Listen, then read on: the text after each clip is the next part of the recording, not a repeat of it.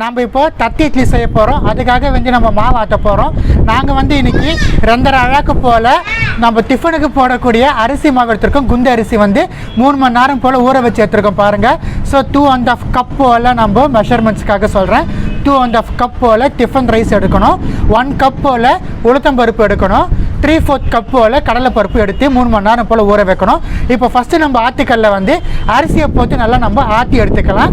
கொஞ்சம் ரொம்ப நைஸாகவும் இல்லாமல் ரொம்ப குருணையும் இல்லாமல் இட்லிக்கு பதமாக ஆட்டுறது போல் நம்ம ஆட்டி எடுக்கணும். மாவு வந்து நம்ம நல்லா பதமாக ஆட்டி எடுத்துக்கலாம். ஆட்டுக்கல்ல போட்டு மாவு வந்து ஆட்டுக்கல்ல இல்லை கிரைண்டரில் இது ரெண்டுத்தையும் ஏதாச்சும் ஒன்றுத்தில் ஆற்றணும். அப்புறம் இட்லி வந்து நம்மளுக்கு சுவையாக வரும். நாங்கள் மோஸ்ட்லி ஆட்டுக்கல் ப்ரிஃபர் பண்ணுவோம். ஜஸ்ட்டு ஒரு 4 மெம்பர்ஸ் 5 மெம்பர்ஸ்னால் ஒரு வேளை இட்லிக்கு நம்ம ஆட்டுக்கல் ஆற்றிக்கலாம். நம்ம இந்த மாவில் வந்து ஜஸ்ட்டு ஃபார் ஒரு 1 டைம் தான் யூஸ் பண்ண முடியும். Either for breakfast R dinner.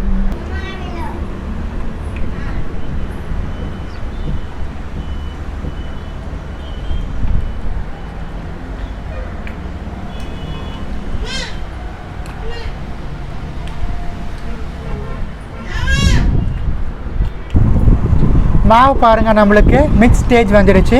இன்னும் ஒரு 5 மினிட்ஸ் போல் நம்ம நல்லா ஆற்றி எடுத்தோம்னா நம்மளுக்கு அது கரெக்டான இட்லி மாவு பதத்துக்கு இந்த அரிசி வந்து நம்மளுக்கு அரைப்பத்துரும். ஸோ இன்னும் ஒரு 5 மினிட்ஸ் போல் நம்ம நல்லா ஆற்றி எடுத்துக்கலாம் கண்டினியூஸாக. மாவு பாருங்கள், நல்ல பதமாக நம்மளுக்கு இட்லி பதம் மாவுக்கு நம்மளுக்கு வந்துடுச்சு. இப்போ இந்த மாவை எடுத்து நம்ம ஒரு பாத்திரத்தில் நம்ம ஷிஃப்ட் பண்ணிடலாம்.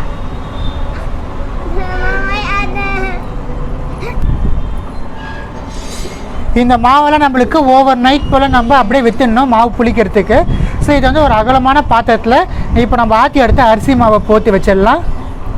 1 by 1 நம்ம ஒவ்வொன்றா ஆற்றி அந்த பாத்திரத்தில் நம்ம ட்ரான்ஸ்ஃபர் பண்ணி ஓவர் நைட் விட போகிறோம். மறுநாள் காலையில் தான் நம்ம டிஃபனுக்காக பிரேக்ஃபாஸ்ட்காக வேண்டி இந்த தத்து இட்லியை செஞ்சு சாப்பிட போகிறோம்.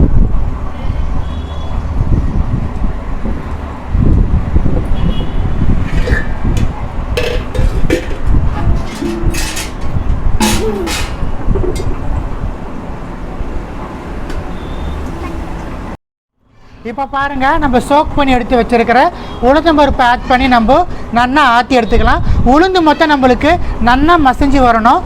உளுந்து வந்து எவ்வளோக்கு நம்மளால் சாஃப்டாக மசிக்க முடியுமோ அவ்வளோக்கு தான் நம்மளுக்கு இட்லி வந்து நல்லா கலக்கலாக வரும். ஸோ உளுந்து வந்து நம்மளுக்கு நல்லா உபரி ஆகட்டும்னு சொல்லி உளுந்தை வந்து நம்ம நல்லா ஆற்றி எடுக்க போகிறோம்.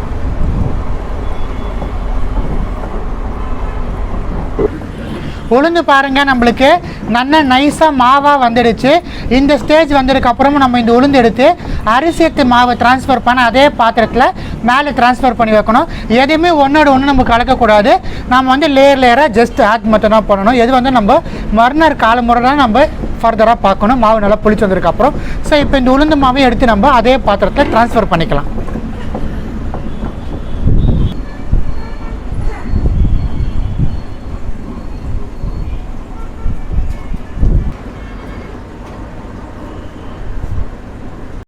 இப்போ நம்ம கடலைப்பருப்பு ஆட் பண்ணிக்கலாம். கடலைப்பருப்பு வந்து 3/4 கப் நான் சொன்னேன் மெஷர்மெண்ட். ஸோ அதான் 2.5 கப் போல் ரைஸ் சேர்க்குறோம். 1 கப் போல் உருதால் சேர்க்குறோம். 3/4 கப் போல் நம்ம இந்த சன்னா தால் சேர்க்குறோம்.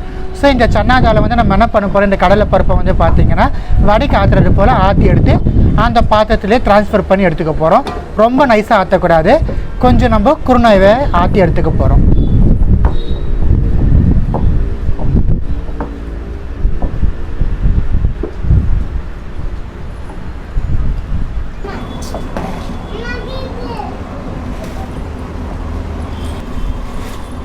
மாவு பாருங்கள், கொஞ்சம் நைஸாக நம்மளுக்கு வந்துட்டு இருக்குது.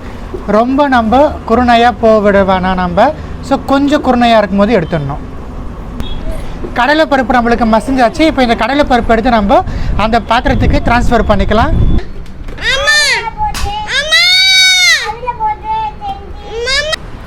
மாவு பாருங்கள், எல்லாமே நம்ம ஆற்றி லேயர் பை லேயர் ஆட் பண்ணிட்டோம். ஃபைனல் நம்ம கடலை மாவும் ஆற்றி போட்டோம். இப்போ இந்த மாவுக்கு தேவையான அளவு நம்ம கல்லுப்பு சேர்த்து இந்த மாவு வந்து ஓவர் நைட் நம்ம சோக் பண்ணி வைக்க போகிறோம். ஏன்னா இது வந்து நம்மளுக்கு நல்லா அந்த மாவு வந்து புளிச்சு வரணும். ஸோ ஓவர் நைட் போல் மாவு வந்து நம்ம ரிஸ்க் கொடுத்துடலாம். ஓவர் நைட்க்கு அப்புறம் மறுநாள் காலையில் ஏந்து பிரேக்ஃபாஸ்ட்டுக்கு இந்த இட்லியை நம்ம எப்படி சுடுதுன்னு சொல்லி சுட்டு காட்டுறோம். பிரேக்ஃபாஸ்ட்டுக்கு இது ஒரு கலக்கலான ரெசிபியாக இருக்கும். நீங்கள் இப்போ பார்க்கலாம், நேற்று நம்ம கையில் ஆட்டி போட்ட தட்டு இட்லிக்கான மாவு பாருங்கள். ஓவர் நைட் போல் நம்ம ரெஸ்ட் கொடுத்து வச்சுருந்தோம். மாவு வந்து நம்மளுக்கு நன்னா பாருங்கள் அந்த ஃபோம் ஆகி வந்திருக்கு. நம்மளுக்கு மாவு வந்து நல்லா புளிச்சு வந்திருக்கு. இப்போ இந்த மாவு வச்சு நம்ம கலக்கல தட்டு இட்லி எப்படி செய்கிறதுன்னு பார்க்கலாம் வாங்க. இப்போ நம்ம மாவை தாளிக்க போகிறோம். இந்த இட்லியை மொத்தம் தாளிச்சில் நம்ம சேர்ப்போம். அதுக்காக வேண்டி பாருங்கள் ஒரு 1/2 டேபிள் ஸ்பூன் அளவு எண்ணெய் சேர்த்துருக்கோம். இப்போ இந்த எண்ணெயில் வந்து நம்ம கடுகு தாளிப்பு சேர்த்துடலாம். கடுகு நல்லா வெடிச்சதுக்கப்புறமா நம்ம உளுந்து ஆட் பண்ணிக்கலாம். ஒரு 2 டீஸ்பூன் போல் உளுந்து ஆட் பண்ணிக்கிறோம். மிதமான தீயில் வச்சுக்கலாம் நம்ம. இப்போ நம்ம ஒரு 2 சிட்டிகை அளவு பெருங்காயம் சேர்த்துக்கலாம்.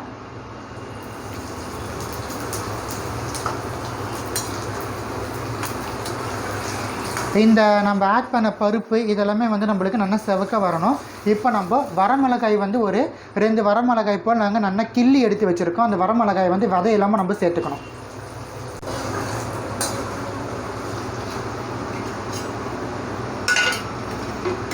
இப்போ நம்ம ஒரு 3 டீஸ்பூன் அளவு கடலைப்பருப்பு வச்சுருக்கோம். கடலைப்பருப்பு இப்போ நம்ம இந்த எண்ணெயில் சேர்த்துடலாம்.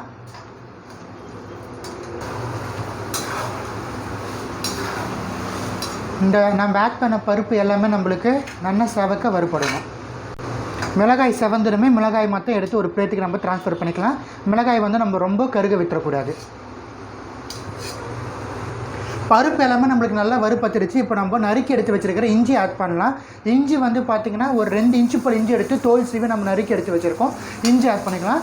இந்த இட்லிக்கு முக்கியமான ஃப்ளேவரு வந்து இந்த ஜிஞ்சர் ஃப்ளேவர் தான். ஸோ ரொம்ப கலக்கலாக இருக்கும். இந்த தட்டி இட்லியில் அந்த இஞ்சி போட்டு இந்த தாளிப்பெல்லாம் சேர்த்து நம்ம சாப்பிடும்போது அவ்வளோ ஒரு அருமையான ஒரு டேஸ்ட் கொடுக்கும். இப்போ நம்ம கருவேப்பிலையை வந்து நல்லா ஒரு கீத்து கருவேப்பிலை எடுத்து கட் பண்ணி எடுத்து வச்சுருக்கோம். ஸோ கருவேப்பிலையை ஆட் பண்ணிக்கலாம்.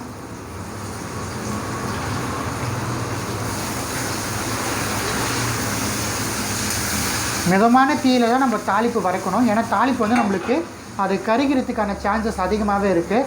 மிதமான தீயை வச்சுட்டு எல்லாமே வந்து 1 by 1 நம்ம வரைச்சி எடுத்துக்கணும். வரமிளகாய் மொத்தம் நம்மளுக்கு செவக்கத்துன்னு சொல்லி ஒரு பிளேட்டுக்கு ட்ரான்ஸ்ஃபர் பண்ணணும்.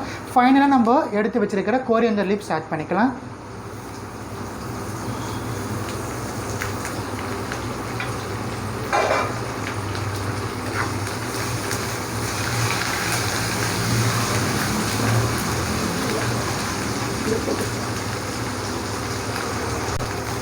இப்போ பாருங்கள் நாங்கள் வந்து ஒரு 100க்கும் கம்மியான கிராம் அளவு தேங்காய் எடுத்து துருவி எடுத்து வச்சுருக்கோம். எக்ஸாக்டாக ரேஷியோ சொல்லணும்னா ஒரு 65 போல் எடுத்திருப்போம். அந்த கிராம்ஸ் தேங்காய் வந்து துருவி எடுத்ததுனால அதை இப்போ நம்ம இந்த பாத்திரத்தில் ஆட் பண்ணுறோம்.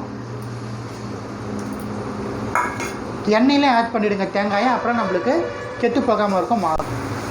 தேங்காய் நல்லா வறுபடுத்திட்டு இது எல்லாமே எடுத்து நம்ம மாவில் ட்ரான்ஸ்ஃபர் பண்ணிட போகிறோம்.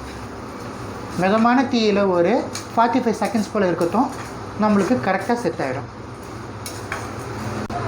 எல்லாமே நல்லா வறுபட்டுருச்சு. இப்போ இது எல்லாத்தையும் எடுத்து நம்ம மாவில் ட்ரான்ஸ்ஃபர் பண்ணிட்டு இட்லி ஊற்ற ஆரம்பிச்சிடலாம்.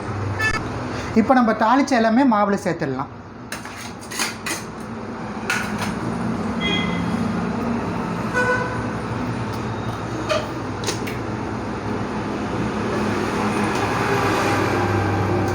எல்லாமே மாவில் சேர்த்துட்டு நம்ம நல்லா கலந்து விட்டுடலாம். எல்லா பொருளும் சேர்த்துட்டு மாவை வந்து நம்ம நல்லா கலந்து வச்சிடணும். இப்போ நம்ம இட்லி ஊற்ற ஆரம்பிச்சிடலாம் ஒரு 5 மினிட்ஸ் கழிச்சு. இந்த பக்கம் பாருங்கள் இட்லி பாத்திரத்தில் வந்து நம்ம தண்ணி ஊற்றி வச்சு தண்ணி வந்து நல்லா கொதி வர ஆரம்பிச்சிடுச்சு. இப்போ வந்து நம்ம தட்டில் இட்லி ஊற்றி நம்ம செட் பண்ண ஆரம்பிச்சிடலாம். நம்ம தாளிச்சு எடுத்த மாவை பாருங்கள் இட்லி தட்டில் ஊற்றி நம்ம இதில் செட் பண்ணியாச்சு. இது வந்து நம்மளுக்கு 15 மினிட்ஸ் போல் வேகணும். இதே போல் எங்ககிட்ட 2 தட்டி இருக்குது. ஸோ 2 தட்டிலையுமே நாங்கள் இட்லி ஊற்றி அந்த டைமில் வைப்போம். 15 மினிட்ஸ் போல் நம்மளுக்கு குறையாமல் நம்மளுக்கு டைம் எடுக்கும் இந்த இட்லி வேகிறதுக்கு. ஸோ 2 பிளேட்லையுமே நம்ம இட்லி ஊற்றியாச்சு. இதை வந்து நம்ம மூடி விட்டுடலாம். 15 மினிட்ஸ் போல் ஹை ஃப்ளேமில் நம்மளுக்கு நல்லா வெந்து வரட்டும். 15 மினிட்ஸ் கழித்து நம்ம இட்லிலாம் எந்த அளவுக்கு வெந்து வந்திருக்குன்னு பார்க்கலாம். 15 மினிட்ஸ் போல் ஆகிடுத்து. இட்லி வெந்துருத்தான் நம்ம ஓப்பன் பண்ணி பார்க்கலாம்.